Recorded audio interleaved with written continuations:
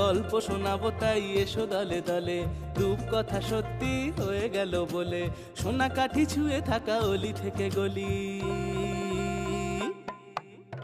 আমাদের আমাদের আমাদের ঠাকুমার ঝুলি, আমাদের আমাদের আমাদের ঠাকুমার ঝুলি।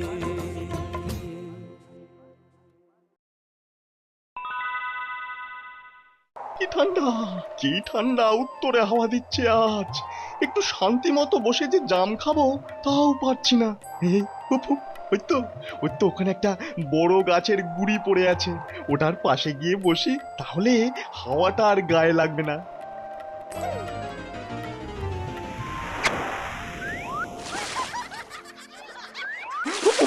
এই যা, এই যা, একদম, ওরে বাবা, যাক যাক বেঁচেছি। এই গাছের ডালটা ধরেই সাঁতার কেটে পাড়ে উঠতে হবে।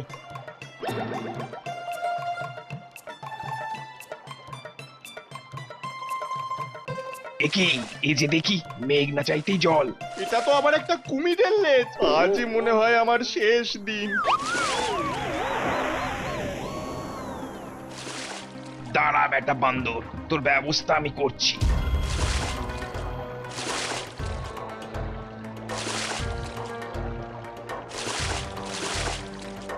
এবার পালাবি কোথায়?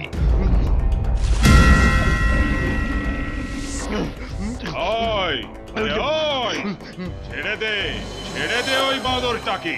আমি করাল মুখ, নদীর এই এলাকা আমার। আমি এখানকার রাজা, আর ওই বাঁদরটা আমার খবর। এই রে, এই তো দেখছি আমার থেকেও বড়। এই ঝামেলা বাড়িয়ে লাভ নেই, কেটে পড়ি। ঠিক আছে মহারাজ, এই আপনি রাগ করবেন না, আমি এক্ষুনি চলে যাচ্ছি। ওরে বাবারে,